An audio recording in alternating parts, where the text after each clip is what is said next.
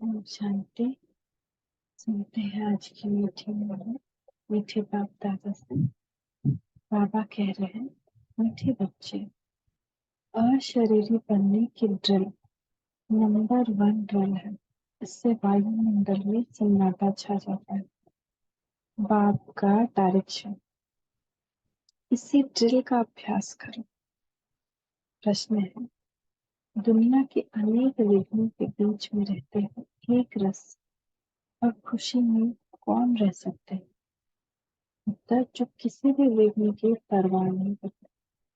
तुम्हारे दुश्मन तो अनेक हैं, विघ्न डालेंगे, कलंक लगाएंगे, गाली देंगे, लेकिन याद रहे, कलंक लगने से ही तुम कलंकधर बनते हो। कहते हैं श्री कृष्ण ने चौथ का चंद्रमा देखा, इसीलिए उस पर कलंक लगी, लेकिन अभी तुम बच्चों पर बहुत कलंक लगते हैं। अंत में तुम कहेंगे, हे भारतवासियों, देखो तुमने बहुत कलंक लगाया और हम अभी कलंकीधर बनते हैं। ओम शांति। बच्चे बच्चों प्रति शिव बाबा का फरमान है। एडवाइस भी नहीं दे रहे हैं, आज बाबा फरमान दे रहे हैं कि करना ही है। शिव बाबा कहते हैं, मैं ड्रिल टीचर हूँ। कहते हैं, अशरीरी भव। बच्चे स्वधर्म में टिक जाओ, मन मना भव, मामेकम याद करो। तो यहाँ पे वो ड्रिल का 1 सेकेंड में प्रैक्टिस करिए, सब खत्म हो जाएगा सर दर्द। देखिए 1 सेकेंड में परम धाम मैंने आत्मा पहुंच गई। 1 सेकेंड में मैं आत्मा परम धाम में, वहां से नीचे ग्लोब दिखाई दे रहा है और परम धाम में मेरे ही जैसे बाबा चमक रहे हैं। उनकी किरणें मुझ पे पड़ रही हैं और मुझ में उनकी सारी शक्ति सवार है। मैं वापस नीचे आ रुकती हूँ, बैठ गई। तो बार बार बार बार आज बाबा प्रैक्टिस करने के हैं कि अपना मन और बुद्धि कहीं और मत लगाओ, हमने लगाओ। मन मना भव, मामेकम याद करो।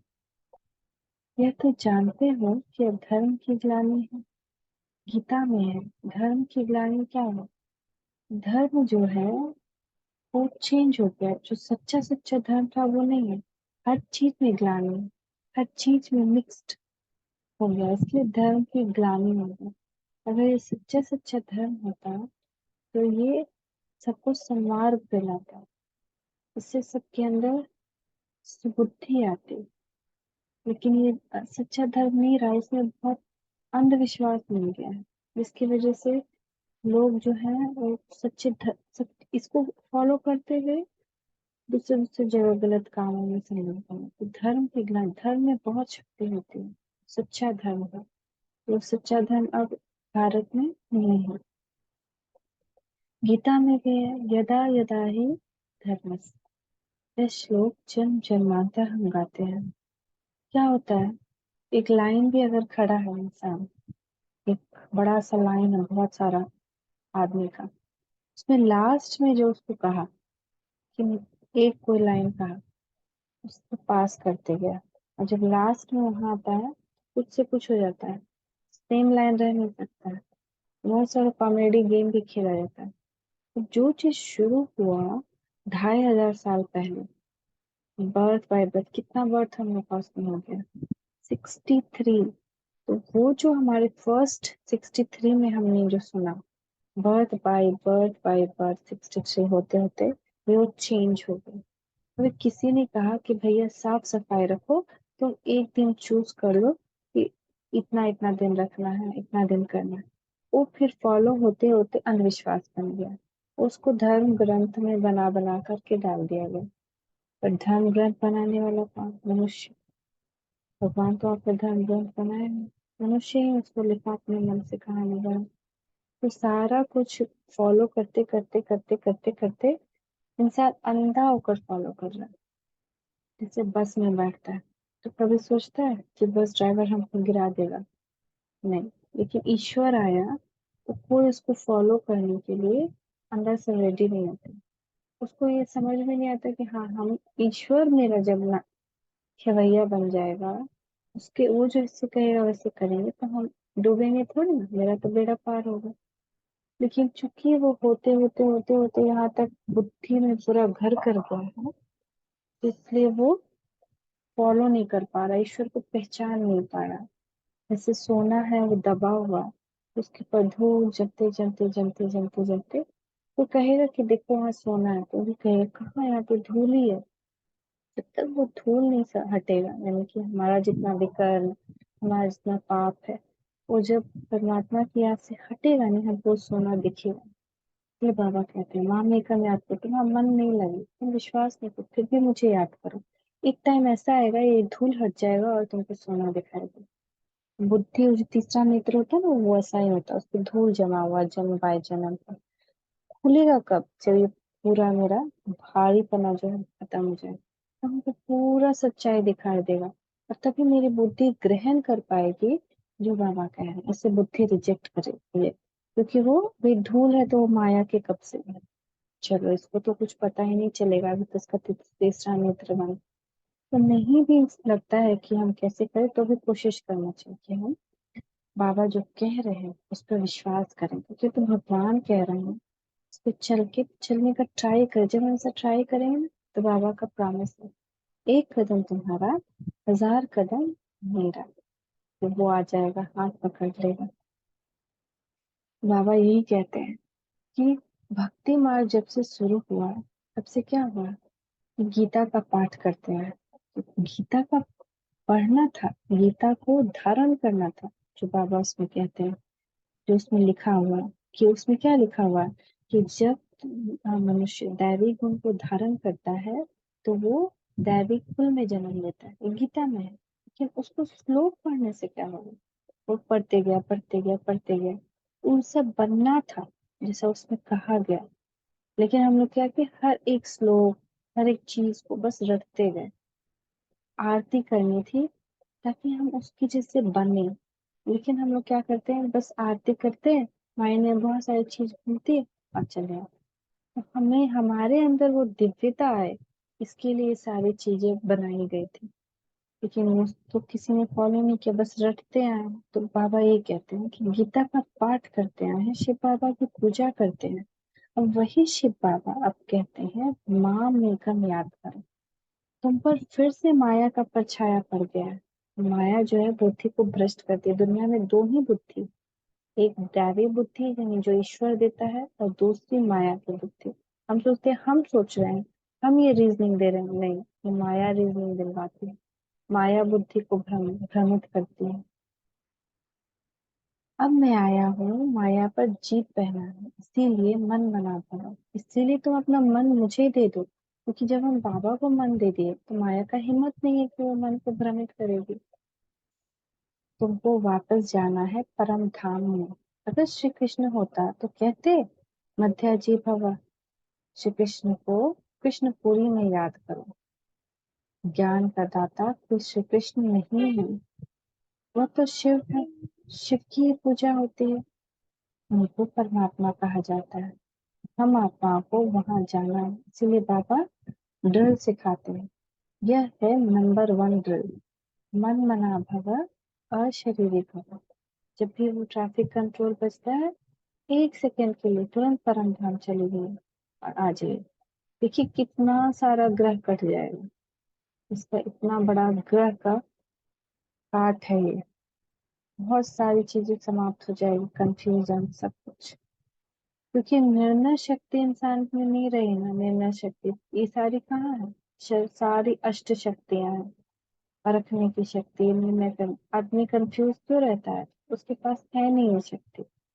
1 सेकेंड में निर्णय हो और सही निर्णय हो, कभी गलत कर्म से भी बचेंगे।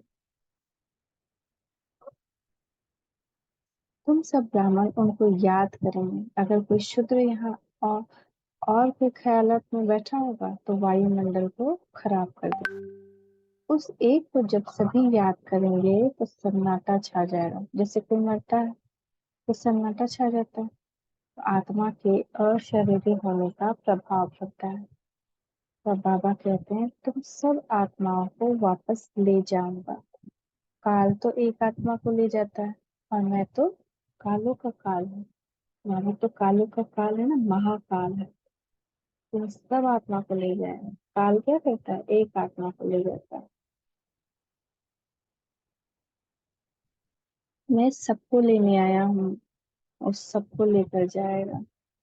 सबको अशरीरी बना करके परम धाम लेकर के जाने के लिए आया है। और मैं आता ही हूँ साधारण ब्रह्मा तन में। मैं मनुष्य सृष्टि का बीज रूप चैतन्य हूँ। मैंने ही गीता सुनाई थी। देखो तुम्हारे पर अब कलश रखा है ना। और बाबा माताओं से बात कर रहा है। श्री कृष्ण को गोपियों को भी कलश दिखाते हैं। कहते हैं श्री कृष्ण ने मटकी तोड़ी। अब वह मटकी काहे की? हमारे सिर पर जो विकारों की मटकी है उसको तोड़ते हैं और ज्ञान अमृत का कलश देते हैं। बाकी सत्यों में थोड़ी ऐसी कोई बात है। गोपियां तुम हो। गोपी वल्लभ की गोपियों पर जो जहर का कलश था वह फोड़ ज्ञान अमृत का कलश रखते हैं। तो हमको बाबा की याद में हम रहेंगे ना, तो बाबा हमारा जहर का जो कलश है हमारे मस्तक पे, विकारों का कलश, काम क्रोध लोभ मोह अहंकार का कलश, उसको फोड़ देते हैं और ज्ञान अमृत का कलश रखते हैं। तो हमारे अंदर से सिर्फ ज्ञान इमर्ज होगा और अंदर छुपा हुआ वो इमर्ज होने लगेगा। जैसे कि देखिए कि कोई नल में पानी आता है, उसमें किचड़ा जमा हो जाता है तो नल ब्लॉक हो जाता है। तो जो प्लम्बर आता है कचरा को साफ करता है तो फर से फिर पानी देने लगता है। ऐसे ही जब बाबा आता है और विकार का कचरा हटाता है तो फिर फर से सारा ज्ञान भी बाहर निकलने लगता है। तो इसमें बुद्धि बहुत अच्छी चाहिए तब धारणा हो सकेगी। गोपियों का वल्लभ तो शिव बाबा है। श्री कृष्ण को वल्लभ नहीं कह सकते। लिखा है गोपियों को भगाया। अब बाप थोड़ी भगाएगा बच्चों को। ये तो कायदा नहीं। बाप समझाते हैं जब कोई महात्मा कहे कि शिवो अहम तो बोलो कि एक तरफ कहते हो महात्मा यानी महान आत्मा, फिर अपने को परमात्मा अथवा शिवो हम क्यों कहते हैं? महान आत्मा तो पवित्र आत्मा ठहरे। यह राज समझाना है। इसको ज्ञान का धर्म युद्ध कहा जाता है। उनके पास है शास्त्रों की मत और तुम्हारे पास है श्रीमत।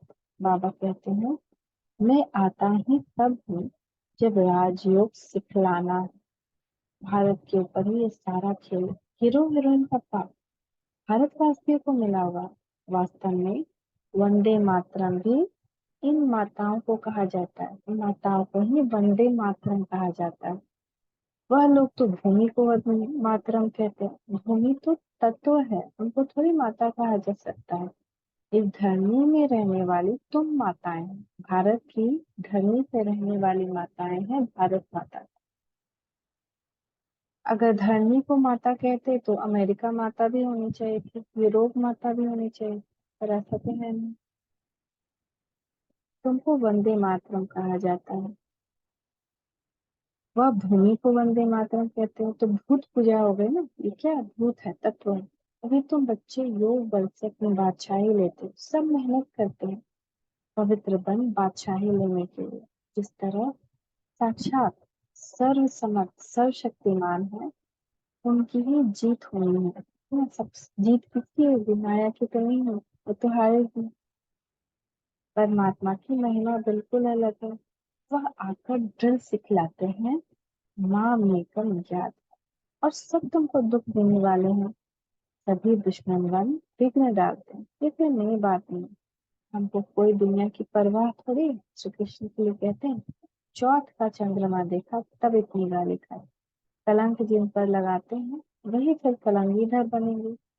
फिर अंत में कहेंगे अरे भारतवासियों तुमने हमें कितनी गाली दी। देखो हम यह बन रहे हैं, राज भाग ले रहे हैं। तो जब भी कोई घर में भी ये बोलता है तो उसको कितनी गाली पड़ती है या फिर उसका विरोध होता है, क्योंकि इल्जाम लगता है अरे आप तो ऐसे कर गए, आप तो वैसे कर गए। लेकिन जब ये रिवील हो जाता है सबके सामने कि बाबा दिखलाते हैं सबको टीवी पे कि देखो ये तुम बन रहे हो, और ये चीज सिर्फ हम नहीं देखेंगे, सब देखेंगे कि ये आत्मा क्या बन रही है।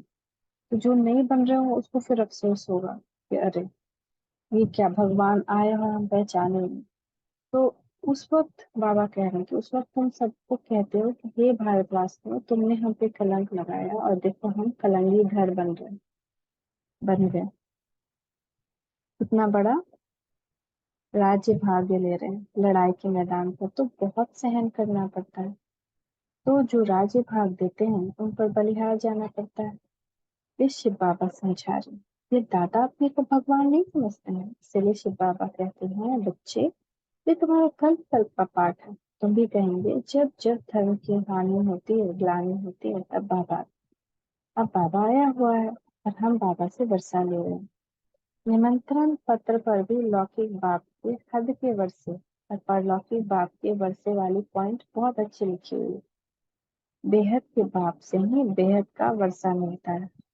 लक्ष्मी नारायण को बेहद का वर्षा किसने दिया? किसने उनको लक्ष्मी नारायण बनाया? बाबा ने। तो ये सब समझने की बात है। हमारा ये सितम सहन करने का भी पाठ है। जो अभी हम सितम सहन करते हैं, ये भी हमारा एक पाठ है। 21 जन्मों के लिए बादशाही मिलती है। जब हम इसको सहन करते हैं ना, तब हमको 21 जन्म की बादशाही मिलती है। बहुत शक्ति भर जाती है हमारे अंदर। तो इसमें मेहनत करनी पड़ती है। गाया जाता है ना, son source father, student source teacher. अब तुम्हारा रियल पार्ट है। तुम समझा सकते हो। वही हमारा बाप टीचर सतगुरु है। वही मनुष्य सृष्टि का बीज रूप रचयिता है। सब जीव आत्माओं का बाप। उनको सर्वव्यापी कैसे कहेंगे? बाप तो ऊपर रहने वाले, बाप तो ऊपर रहने वाला है। अब तो दुख में हमको याद करते हैं, वह आते हैं तब जब धर्म की ग्लानि होती है। बाबा कहते हैं हमारी जन्मभूमि भारत के रहवासी जब दुखी होते हैं तब मुझे आना पड़ता है। परमात्मा की जन्मभूमि भारत है। यह अक्षर कोई के मुख से कभी निकलेगा नहीं। अगर सब परमात्मा हो तो सबकी जन्मभूमि भारत होगी। बाबा कहते हैं सभी प्रिसेप्टर्स को भी मैं मुक्ति धाम में ले जाता हूँ।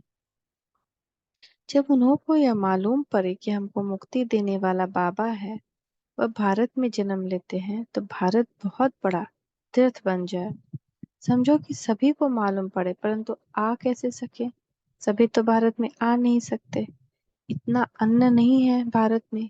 यह सुनकर बहुत खुश होंगे, ओहो हमारा बाबा जो इन गुरुओं आदि को भी मुक्ति देते हैं, उनका जन्म भारत में होता है। पहचानेंगे तो नॉलेज से ना, और क्या देखेंगे? कैसे पहचानेंगे? नॉलेज से ना। भगवान को तो देख नहीं सकते हैं, आत्मा है वो। ब्राह्मणों में जब किसकी सोल आती है, उनके भी बोलने से पहचानते हैं ना। बिगर बोले कैसे पहचान हो सकती है? तो पहले बार ब्राह्मण को भोज जब लगाया जाता था, तो उनके अंदर आती थी मृत आत्मा की, मृतक आत्मा उनके अंदर आती थी। तो बताती थी जो भी क्वेश्चन पूछा जाए, तो कैसे उसकी पहचान होती थी? वो कैसे बोल रहा है, ये क्या बोल रहा है, इससे उसकी पहचान होती थी। तो ऐसे ही बाबा कह रहे हैं कि मेरी पहचान कैसे होगी? मैं क्या बोल रहा हूँ इस बात से पहचानो। ये बात कोई और बोल नहीं सकता है, सिर्फ भगवान बोल सकता है। तो इसलिए ये साबित होता है कि मैं आया हूँ। लेकिन जैसे तुम मृतक आत्मा को नहीं देख सकते, वैसे तुम मुझे भी नहीं देख सकते। लेकिन सिर्फ बुद्धि से पहचानना है। बात करने से मालूम पड़ेगा बरोबर फलानी आत्मा है। शिव बाबा भी जब नॉलेज दें तब समझें कि शिव बाबा बोलते हैं। ज्ञान यह तो दे ना सके, ब्रह्मा बाबा ये इतना बड़ा ज्ञान, गीता ज्ञान दे नहीं सकते हैं। ये सिवाय बाप के कोई समझा ना सके। कभी कभी कोई कहते हैं हम शिव बाबा से बात करेंगे, परंतु उनको पहचानेंगे कैसे? समझ भी नहीं सकेंगे। बुद्धि से समझना चाहिए कि यह नॉलेज बाप के सिवाय कोई नहीं दे सकता। देखो कहाँ कहाँ बच्चियां बिगड़ देखे तरफ रही हैं शिव बाबा से मिलने। जरूर उनकी ताकत है जो खींचती है, कशिश होती है। तो उन्हों को सफेद पोश का साक्षात्कार कराते हैं, इसलिए बाबा मतलब बाप दादा का साक्षात्कार कराते हैं। इसलिए बाबा कभी हमारी ड्रेस बदलने नहीं देते। उनकी नॉलेज से मालूम पड़ता है ना। बाबा सफेद क्यों रख दिए सबका एक ड्रेस, क्योंकि साक्षात्कार होगा जब, तभी जब एक आकृति हो जाएगी, तभी जब साक्षात्कार का भी टाइम आएगा तो सबको हमारा वही एक साक्षात्कार होगा। जैसे हम देखते थे पहले के जमाने में, कोई भी बूढ़ा बुजुर्ग होता था एक ही टाइप का ड्रेस पहनता था, खादी, वाइट या फिर लाइट येलो ऐसे करके। तो जब भी उसको कोई देखा तो उसको उसी ड्रेस में देखा, उसको साक्षात्कार हुआ उसको। तो ऐसे ही हमारा साक्षात्कार सभी को होगा इसी ड्रेस, जब हम एक ही ड्रेस में रहेंगे, हमेशा एक ही कलर में। तो इसीलिए बाबा ड्रेस बदलने नहीं देते हैं। बहुतों को बाबा कहते हैं देखो, तो उनकी नॉलेज से मालूम पड़ता है। बहुतों को भिन्न भिन्न प्रकार का साक्षात्कार भी होते हैं, परंतु से क्या फायदा। आप मान लीजिए हमको साक्षात्कार हो भी क्या, हम देख भी लेते, लेकिन उससे क्या फायदा। फायदा तो तब है जब हम विकार को अपने छोड़े योग लगा करके, तभी तो हम दैवी गुण को धारण करेंगे। दैवी गुण को धारण करेंगे तब देव लोग जाएंगे। हम बहुत साक्षात्कार कर लें, अब जितने देवी देवता हैं सबका साक्षात्कार कर लें, उससे होना क्या है? कुछ नहीं। तो इसीलिए बाबा कहते हैं इतनी नॉलेज तो यही बाबा ही देते हैं, हम थोड़ी ये जानते हैं। यह तो सारा गुप्त बात हुआ है। कहते हैं मैं आत्मा का रूप धारण कर इनमें प्रवेश हो जाता हूँ। बाबा देखो कितनी कमाल करते हैं, कहते हैं मुझे अपना वारिस बनाओ, मैं तुम्हारी इतनी सेवा करूंगा जो तुम्हारा बच्चा भी कभी नहीं कर सकेगा। कहते हैं मेरे से बच्चों का भी संबंध रखो, जैसे मैं तुम्हारा बच्चा हूँ, और मुझे अपना वारिस बनाओ। बाबा सब कुछ तुम्हारा है, फिर मैं तुम्हारी इतनी सेवा करूंगा जो तुम्हारा बच्चा भी नहीं कर सकता। मैं तुमको 21 जन्म के लिए राज्य भाग्य दूंगा। फिर भी अगर वारिस न बनावे तो तकदीर कहा जाता है। तुम बच्चियां जानती हो, हम शिव बाबा से वर्षा लेने यहाँ आए। शिव बाबा और वैकुंठ को तुम सिवाय दिव्य दृष्टि के देख न सको। ज्ञान तो बिल्कुल क्लियर मिल रहा है, हमको बाबा राजयोग सिखलाते हैं। ऊंच से ऊंच वर्षा है वैकुंठ की बादशाही, सो भी पढ़ाई से मिलती। कोई भी राजयोग सिखला नहीं सके। अब नर से नारायण बनते हैं, ये राजयोग सिखलाते ही अंत में है। तब तो फिर सतयुग में राजा रानी बनेंगे। यह मुसलों की लड़ाई प्रसिद्ध है। गीता से देवी देवता धर्म की स्थापना हुई। उस समय तो और कोई धर्म नहीं था, वे सब कहा गया कि नाश हो। जब देवी देवता धर्म है उस वक्त कोई भी धर्म नहीं। बिल्कुल सहज बात है। ट्रेन में तो तुम बच्चे बहुत सर्विस कर सकते हो, फिर भी प्रजा तो बन जाएगी। गाड़ी का डिब्बा ही तुम्हारी प्रजा बन जाएगी। बैठ कर सुनेंगे तो उनको बहुत अच्छा लगेगा। लिटरेचर हाथ में होना चाहिए, साथ में लाडला श्री कृष्ण भी होना चाहिए। लाडला श्री कृष्ण कौन, ब्रह्मा बाबा है, तो कह रहे हैं कि उनको भी साथ लो, फिर देखो कितना तीर लगता है। मीठे मीठे से खिलते बच्चों प्रति माता पिता बाप दादा का याद कर गुड मॉर्निंग। रूहानी बाप की रूहानी बच्चों को नमस्ते। रूहानी बच्चों की रूहानी माता पिता बाप दादा को याद कर गुड मॉर्निंग। नमस्ते बाबा नमस्ते, शुक्रिया बाबा शुक्रिया। धारणा के लिए मुख्य सार, 21 जन्मों की तकदीर बनाने के लिए शिव बाबा से को अपना वारिस बनाना। हर कर्म से बाप, टीचर और सदगुरु तीनों को शो करना। दूसरा, ज्ञान क्लियर मिल रहा है इसलिए साक्षात्कार की आश नहीं रखनी। साक्षात सर्व समर्थ बाप हमारे साथ है इसलिए विघ्नों से घबराना नहीं। वरदान, मेरा बाबा। मेरा बाबा के स्मृति स्वरूप द्वारा समर्थियों का अधिकार प्राप्त करने वाले समर्थ आत्मा भव। कल पहले की स्मृति आते ही बच्चे कहते हैं तुम मेरे हो, और बाप कहते हैं तुम मेरे हो। इस मेरेपन की स्मृति से नया जीवन, नया जहान मिल गया और सदा के लिए मेरा बाबा इस स्मृति स्वरूप में टिक गए। इसी स्मृति के रिटर्न में समर्थी स्वरूप बन गए। जो जितना स्मृति में रहते हैं उतना उन्हें समर्थियों का अधिकार प्राप्त होता है। जहाँ स्मृति है वहाँ समर्थी ही है। थोड़ी भी विस्मृति है तो व्यर्थ। इसलिए सदा स्मृति स्वरूप सुसमर्थ स्वरूप बनो। आज का स्लोगन है, हार्ड वर्कर के साथ साथ स्थिति में भी सदा हार्ड यानी मजबूत बनो। हर स्थिति में मजबूत बनो। मातेश्वरी जी के मधुर महावाक्य है, सृष्टि की आदि कैसे होगी। बहुत मनुष्य ये प्रश्न पूछते हैं कि परमात्मा ने सृष्टि कैसे रची, आदि में कौन सा मनुष्य रखा। अब उसका नाम रूप समझाना चाहते हैं। अब उस पर उन्हों को समझाया जाता है कि परमात्मा ने सृष्टि की आदि में ब्रह्मा तंत्र से की है। पहला आदमी ब्रह्मा रचा है। तो जिस परमात्मा ने सृष्टि की आदि की है, तो अवश्य परमात्मा ने इस सृष्टि में अपना पार्ट अवश्य बजाया है। जब परमात्मा ने कैसे पार्ट बजाया, तो पहले तो परमात्मा को सृष्टि को रचा, उसमें भी पहले ब्रह्मा को रचा। तो पहले ब्रह्मा की पवित्र आत्मा हुई। पहली पवित्र वो आता है, सबको पवित्र बना करके सृष्टि रचता है, नई सृष्टि। तो पहली जो आत्मा को पवित्र बनाया वो ब्रह्मा की आत्मा हुई। वही जाकर श्री कृष्ण बने, उसी के तन द्वारा फिर देवताओं की सृष्टि की स्थापना हुई। तो दैवी सृष्टि की रचना ब्राह्मण तन द्वारा कराई। देवी देवताओं का आदि पिता ठहरा ब्रह्मा। ब्रह्मा सो श्री कृष्ण बनता है। वही श्री कृष्ण का फिर अंत का जन्म ब्रह्मा तन है। अब ऐसे ही सृष्टि का नियम चलता आता है। अब वही आत्मा सुख का पाठ पूरा कर दुख के पाठ में आती है, तो रजो तमो अवस्था पास कर फिर शूद्र से ब्राह्मण बनते हैं। तो हम हैं ब्रह्मावंशी सो शिववंशी, सच्चे ब्राह्मण। अब ब्रह्मावंशी उसको कहते हैं जो ब्रह्मा के द्वारा अविनाशी ज्ञान लेकर पवित्र बनते हैं। तो इससे सिद्ध है कि सृष्टि का आदि पिता है ब्रह्मा बाबा। अच्छा, ओम शांति, ओम शांति, ओम शांति।